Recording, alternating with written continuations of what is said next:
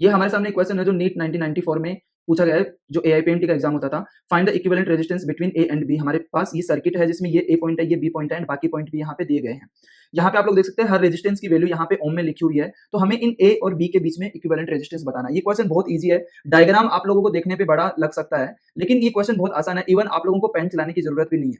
तो आप लोगों को क्या करना है कि सबसे पहले आप लोगों को एक चीज समझनी है कि जब भी इक्वल रेजिस्टेंस जो है, इक्वल रेजिस्टेंस, मान लो हमारे पास में दो इक्वल रेजिस्टेंस है आर एंड आर, जब ये सीरीज में होते हैं ना, सीरीज में, तो इन दोनों का जो इक्विवेलेंट जो होता है आर इक्विवेलेंट, ये होता है 2R, क्योंकि R1 प्लस R2 करते हैं। एंड जब ये दोनों पैरेलल में होते हैं, पैरेलल में, उस केस में इन दोनों का जो R इक्विवेलेंट होता है ना, वो होता है R into R divided by R plus R, and इसको लिख सकते हैं हम लोग R बाई 2। बस ये सिंपल सी चीज आप लोगों को ध्यान में रखनी है, उसके बाद में इस क्वेश्चन में कुछ भी नहीं है। तो यहाँ पे ध्यान से देखो, ये 3 एंड 3 ये सीरीज में है तो ये 6 बन जाएगा, एंड 6 6 किस में है, पैरेलल में। यहाँ पे 6 6 पैरेलल में है तो कितना बन जाएगा, 6 बाई 2 3 बन जाएगा। फिर अगेन ये 3 एंड ये 3 किसमें है, सीरीज के अंदर है तो ये 6 बन जाएगा। फिर वो जो 6 बना वो इसके साथ में किसमें, पैरेलल में, तो अगेन 3 बन जाएगा। फिर 3 एंड 3 ये किसमें है, सीरीज के अंदर। फिर यहाँ पे ये कितना बन जाएगा, 6। फिर यहाँ पे 6 एंड 6 किसमें है, पैरेलल में, तो ये 3 बन जाएगा। एंड फिर ये वाला 3 एंड ये वाला 3 कितना हो जाएगा, सीरीज में है तो 6 हो जाएगा।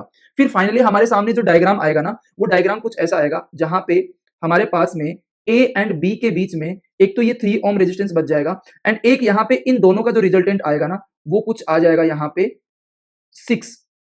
कितना आ जाएगा, 6। फाइनली हमारे सामने ये डायग्राम बच जाएगा। हमने इस डायग्राम को रिड्यूस कर लिया, तो यहाँ पे सिंपली हम लोग क्या लिखेंगे, ये दोनों पैरेलल के अंदर है, तो R equivalent is equal to 6 into 3 divided by 6 plus 3, तो ये आ जाएगा 18 by 9, that is 2 ohm, and this is the final answer. तो हमारा कौन सा आंसर हो जाएगा, यहाँ पे ए ऑप्शन करेक्ट हो जाएगा।